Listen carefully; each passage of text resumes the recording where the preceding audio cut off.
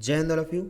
आज के इस वीडियो लेक्चर में हम पी और एन प्रकार के अर्धचालकों के बारे में बात करने वाले हैं।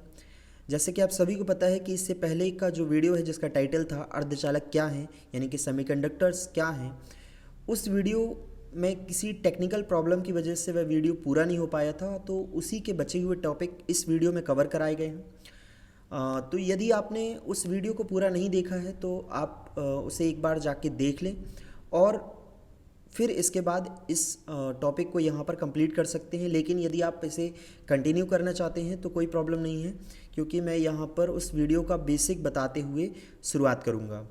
तो इससे पहले कि हम यहाँ पर पी और एन प्रकार के अर्धचालकों के बारे में समझें, एक बार हम रिकॉल कर लेते हैं कि अर्धचालक होते क्या हैं। तो देखिए यहाँ पर सुचालक, कुचालक और अतिचालक जो मैंने प्रीवियस वीडियो में बताए हुए थे, इसका बेसिक आप यहाँ पे समझ लीजिए कि जो सुचालक होते हैं वो कौन होते हैं। तो इन्हें गुड कंडक्टर भी कह सकते हैं। मतलब कि ये ऐसे तत्व या पदार्थ होते हैं जिससे बिजली या इलेक्ट्रॉन या विद्युत धारा या करंट बहुत अच्छी तरह से प्रवाहित हो सकती है, फ्लो हो सकती है। कोई भी यहाँ पर परेशानी नहीं होती है। जो इलेक्ट्रिसिटी है यानी बिजली है या विद्युत धारा है या इलेक्ट्रॉन्स है, उनके फ्लो होने में या उनके प्रवाहित होने में कोई परेशानी उन्हें नहीं होती है। अब उस वीडियो में मैंने यह भी बताया था कि सबसे अच्छा सुचालक कौन सा होता है, यानी कि गुड कंडक्टर कौन सा होता है। तो चांदी सबसे अच्छा विद्युत धारा का सुचालक होता है। लगभग 98% जो विद्युत प्रवाहित करने की क्षमता होती है सबसे अच्छी मानी जाती है चांदी की।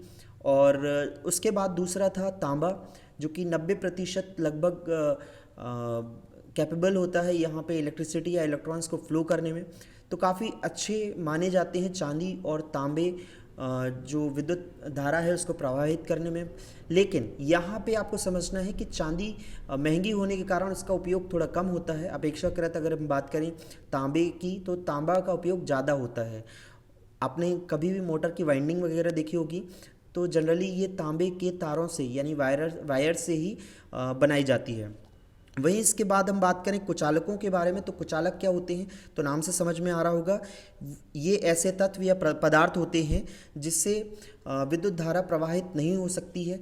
जैसे कि आम उदाहरणों में अगर हम देखें तो लकड़ी हो गया, कागज़ हो गया, हवा हो गई, इससे विद्युत धारा प्रवाहित नहीं हो सकती हैं। लेकिन यदि हम कुछ अलग तरह के उदाहरणों के बारे में बात करें तो यहाँ पे आप अब्रक ले सकते हैं। अब्रक सबसे अच्छा कुचालक यानी इंसुलेटर माना जाता है। कुचालकों को इंसुलेटर के नाम से भी आप बुला सकते हैं।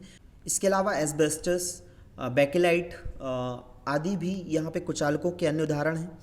इसके बाद आते हैं अतिचालक। तो अतिचालक क्या होते हैं, अतिचालक समझिएगा, नाम से जैसे समझ में आ रहे होंगे, इन्हें सुपर कंडक्टर बोला जाता है। अतिचालक एक ऐसे पदार्थ या तत्व होते हैं जिन्हें निम्न तापमान, ध्यान रखिएगा, निम्न तापमान एवं निम्न दाब में रखने पर जब उनकी प्रतिरोधक क्षमता यानी कि जो रेजिस्टिविटी होती है वो बिल्कुल शून्य या ज़ीरो हो जाती है, तो उन्हें अतिचालक पदार्थ कहते हैं। और उनकी जो विशेषता होती है वो होती है अतिचालकता यानी कि सुपर कंडक्टिविटी। सो होपफुली ये बात आप समझ गए होंगे कि हम विद्युत धारा या इलेक्ट्रिसिटी या इलेक्ट्रॉन के फ्लो के बारे में बात कर रहे हैं और उसी को आधार बनाते हुए हमने यहाँ पर सुचालक, कुचालक और अतिचालक के बारे में बात की है। तो अब बात करते हैं कि अर्धचालक क्या होते हैं। तो अर्धचालक यानी कि सेमीकंडक्टर कहा जाता है इन्हें। देखिए, सुचालक वो जहाँ पे विद्युत धारा या इलेक्ट्रिसिटी या इलेक्ट्रॉन बहुत अच्छी तरह से प्रवाहित हो जाएं वो कहलाते हैं यहाँ पे सुचालक। लेकिन ऐसे पदार्थ या तत्व जिनसे विद्युत धारा या इलेक्ट्रॉन या इलेक्ट्रिसिटी सरलता से प्रवाहित नहीं हो पाती है तो उन्हें हम कहते हैं कुचालक। तो अर्धचालक इन दोनों के बीच में ही पाया जाता है। जी हाँ, जो सुचालक से कम और कुचालकों से अधिक विद्युत धारा या इलेक्ट्रॉन या इलेक्ट्रिसिटी या करंट को फ्लो होने देते हैं या प्रवाहित होने देते हैं, उन्हें हम क्या कहते हैं यहाँ पे, अर्धचालक या सेमीकंडक्टर। देखा जाए तो ये दो प्रकार के होते हैं। एक होता है निज या शुद्ध अर्धचालक, जिसे हम इंग्लिश में बोलते हैं इंट्रिंसिक सेमीकंडक्टर, और दूसरे होते हैं बाह्य यानी कि अशुद्ध अर्धचालक यानी कि एक्सट्रिंसिक सेमीकंडक्टर। जो निज या शुद्ध अर्धचालक होते हैं उनके उदाहरण होते हैं सिलिकॉन और जर्मेनियम और भी इसी तरह के कुछ अन्य पदार्थ या तत्व। इसके अलावा जो बाह्य या अशुद्ध अर्धचालक होते हैं ये किस तरह से बनाए जाते हैं, तो यहाँ ध्यान दीजिएगा कि जो निज या शुद्ध अर्धचालक होते हैं यानी कि इंट्रिंसिक सेमीकंडक्टर होते हैं, जब इनमें अशुद्धियाँ यानी कि इम्प्योरिटीज़, ये याद रखिएगा, जो इम्प्योरिटीज़ या अशुद्धता की मैं या अशुद्धियों की बात कर रहा हूँ, ये सब मैं आगे आपको अभी यहाँ एक्सप्लेन करूँगा।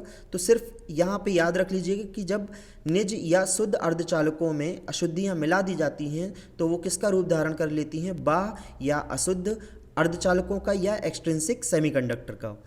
अब जैसे कि आपको मैंने बताया कि यहाँ पर हम निज या शुद्ध अर्धचालकों में अशुद्धियाँ मिला देते हैं, तो इसे किस नाम से जाना जाता है, तो याद रखिएगा इसे डोपिंग के नाम से जाना जाता है। जब हम निज अर्धचालकों या शुद्ध अर्धचालकों में उनकी विद्युत चालकता बढ़ाने के लिए, ये भी कारण क्या होता है, तो इसका कारण होता है कि विद्युत चालकता बढ़ाने के लिए डोपिंग प्रोसेस अपनाई जाती है।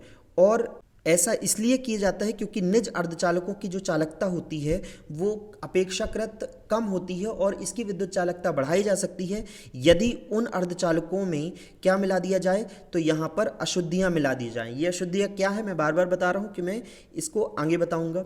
और इस तरह से जो अर्धचालक होते हैं, जो बाह्य अर्धचालक या अशुद्ध अर्धचालक होते हैं, ये विद्युत धारा को प्रवाहित करने में एक अच्छे अर्धचालकों के रूप में काम करने लगते हैं।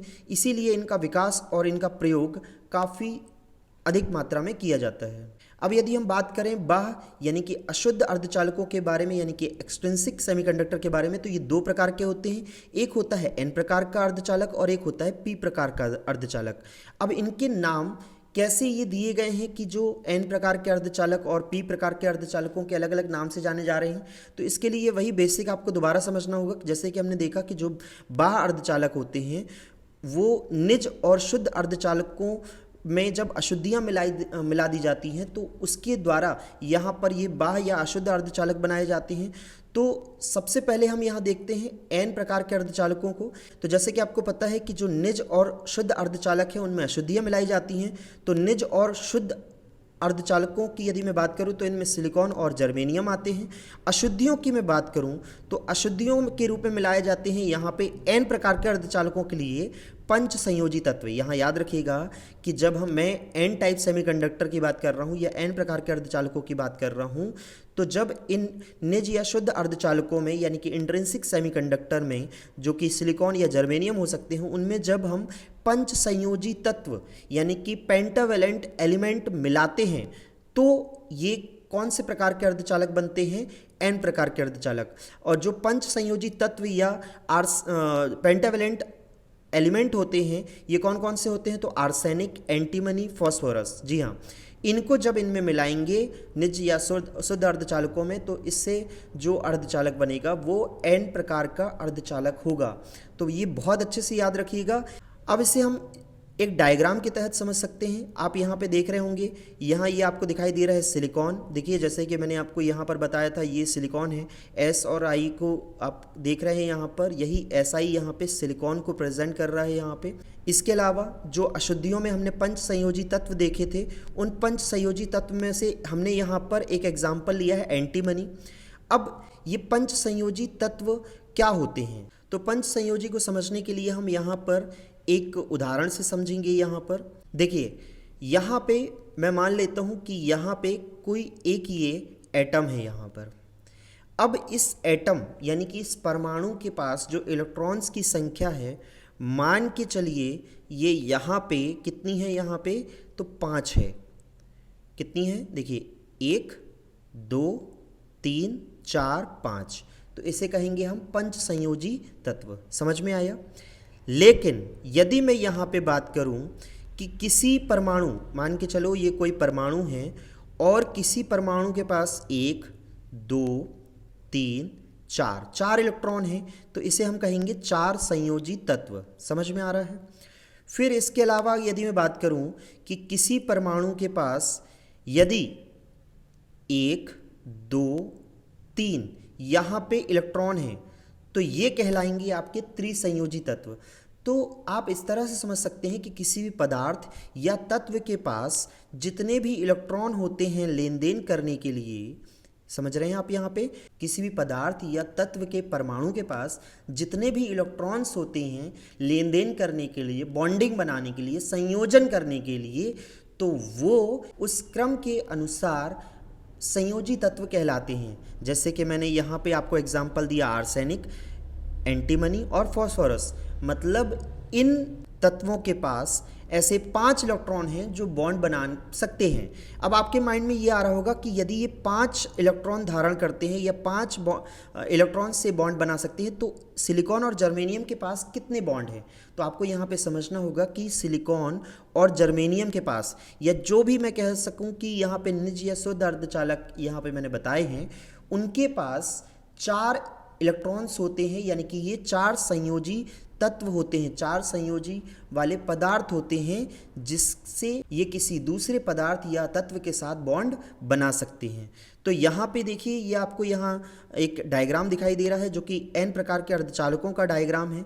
यदि आप ध्यान से देखेंगे तो यहाँ पे Sb लिया गया है। Sb मतलब है यहाँ पे एंटीमनी, और इसके बाद यहाँ पे सिलिकॉन के जो परमाणु हैं वो यहाँ पे दिखाई दे रहे हैं आपको। देखिए सिलिकॉन के पास, जैसे कि मैंने अभी आपको बताया कि इनके पास देखिए ये जो माइनस दिखाई दे रहा है या जो ये ऋणात्मक चिन्ह दिखाई दे रहा है, ये इलेक्ट्रॉन को दर्शा रहे हैं। तो इनके पास बॉन्डिंग बनाने के लिए, संयोजन करने के लिए कितने इलेक्ट्रॉन हैं, तो आप देखिए 1 2 3 और 4। तो सिलिकॉन के पास कितने इलेक्ट्रॉन हैं यहाँ पे बॉन्ड बनाने के लिए या संयोजन करने के लिए, तो 4। जबकि हम एंटीमनी या जो Sb आपको यहाँ पे दिखाई दे रहा है लिखा हुआ, इनके पास इलेक्ट्रॉन्स को काउंट करेंगे तो देखिए 1 2 3 4 और 1 5। तो इनके पास इलेक्ट्रॉन्स की संख्या है 5, और इनके पास जो सिलिकॉन है, जो निज या शुद्ध अर्धचालक है, इनके पास है 4। तो हर एक अर्धचालक का या कह सकता हूँ मैं यहाँ पे कि जो यहाँ पे सिलिकॉन और एंटीमनी है, इनके जो इलेक्ट्रॉन्स हैं, ये एक एक इलेक्ट्रॉन्स आपस में बॉन्डिंग बना लेंगी। जैसे कि आपको दिखाई दे रहा होगा, एंटीमनी का एक इलेक्ट्रॉन ये सिलिकॉन के एक इलेक्ट्रॉन के साथ बॉन्डिंग बना रहा है, वहीं दूसरा दूसरे के साथ बना रहा है, तीसरा तीसरे के साथ बना रहा है, चौथा चौथे के साथ बना रहा है। लेकिन ये जो 5वां है, ये यहाँ पे फ्री है। यही जो फ्री इलेक्ट्रॉन हैं, ये फ्री इलेक्ट्रॉन्स, आपको पता है कि इलेक्ट्रॉन्स को जरा भी यहाँ विद्युत धारा प्रवाहित करने पर या विद्युत बल लगाने पर वो एक परमाणु से दूसरे परमाणु में शिफ्ट करने लगते हैं या एक परमाणु से दूसरे परमाणु में जाने लगते हैं।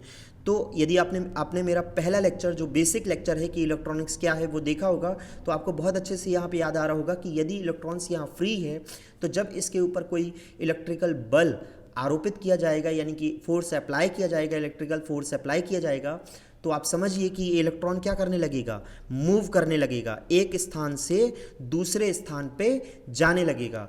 तो इस तरह जब ये इलेक्ट्रॉन एक स्थान से दूसरे स्थान पर जाने लगता है, तो आपको पता है कि जब इलेक्ट्रॉन्स ट्रैवल करते हैं या इलेक्ट्रॉन्स एक स्थान से दूसरे स्थान पर जाते हैं, तो यहाँ पर इलेक्ट्रिसिटी यानी कि विद्युत धारा यानी कि करंट फ्लो होने लगती है या बहने लगती है। तो यही चीज़ यहाँ पर आपको लिखी हुई दिखाई देगी। आप यहाँ देख सकते हैं कि पंच संयोजी जो अशुद्धियाँ हैं, उनके मिलाने पर परमाणु के 5 संयोजक इलेक्ट्रॉनों में से 4 इलेक्ट्रॉन 4 निकटतम सिलिकॉन या जर्मेनियम परमाणु के साथ मिलकर 4 सहसंयोजक बंध, यानी कि जो कोवेलेंट बॉन्ड है, इन्हीं कोवेलेंट बॉन्ड कहा जाता है या सहसंयोजक बंध कहा जाता है, तो इनके साथ बॉन्ड बना लेते हैं। इस प्रकार एक इलेक्ट्रॉन अर्धचालक में चलने के लिए स्वतंत्र रह जाता है, जो कि ये है।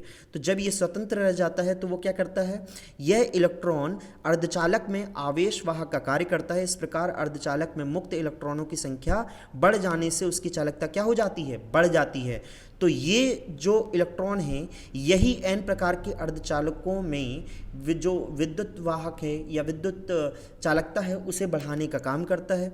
अब चूंकि यहाँ पर आप देख रहे हो कि इलेक्ट्रॉन फ्री है, और इस इलेक्ट्रॉन के प्रवाह होने के कारण ही या इस आवेश के प्रवाह होने के कारण ही यहाँ विद्युत धारा उत्पन्न हो रही है, और इलेक्ट्रॉन जो होता है वो नेगेटिव चार्ज का होता है, इसीलिए इसे नेगेटिव यानी कि एन टाइप सेमीकंडक्टर कहा जाता है। जी हाँ, जो एन है वो नेगेटिव को शो कर रहा होता है, क्योंकि यहाँ इलेक्ट्रिसिटी फ्लो होने के पीछे का कारण इलेक्ट्रॉन है, और इलेक्ट्रॉन का चार्ज कौन सा होता है यहाँ पे, नेगेटिव। सो होपफुली ये चीज़ आपको यहाँ पे समझ में आ गई होगी। अब हम चलते हैं यहाँ पे पी प्रकार के अर्धचालकों के बारे में। तो जैसा कि आप सभी को पता है कि जो निज अर्धचालक या निज या शुद्ध अर्धचालक होते हैं, जैसे कि मैंने पहले भी बताया, सिलिकॉन और जर्मेनियम, तो इनमें जब अशुद्धियाँ मिलाई जाती हैं, तो जैसा हमने वहाँ पर पंच संयोजी तत्व की अशुद्धियाँ मिलाई थी, कहाँ पर, एन प्रकार के अर्धचालकों में या एन टाइप सेमीकंडक्टर में यहाँ पे जो आपके कहना चाहिए अशुद्धियाँ मिलाई जाती हैं वो होती हैं त्रिसंयोजी तत्व की अशुद्धियाँ, यानी कि ट्राइवेलेंट एलिमेंट की अशुद्धियाँ। जी हाँ, इनके एग्जाम्पल में आप देख सकते हैं एल्यूमिनियम, बोरॉन या गैलियम। तो इनको मिला देने पर जो हमें यहाँ पे अर्धचालक प्राप्त होता है वो कौन सा होता है, पी प्रकार का अर्धचालक प्राप्त होता है, यानी कि पी टाइप सेमीकंडक्टर। अब इसे आप डायग्राम से यहाँ पे समझ सकते हैं। देखिए यहाँ पे जो बोरॉन है ये मैंने बताया ट्राइवेलेंट यानी कि त्रिसंयोजी तत्व है, और जैसा कि अभी मैंने आपको बताया यहाँ पे कि जो त्रिसंयोजी तत्व होते हैं उनके पास 3 इलेक्ट्रॉन होते हैं संयोजकता के लिए, बॉन्ड बनाने के लिए या पेयरिंग करने के लिए। लेकिन इससे पहले मैंने ये भी बताया कि सिलिकॉन और जर्मेनियम 4 संयोजी तत्व हैं, यानी कि इनके पास इलेक्ट्रॉन्स की संख्या जो बॉन्डिंग के लिए या लेन देन के लिए यहाँ अवेलेबल होती है वो कितनी होती है, 4। 1 2 3 4।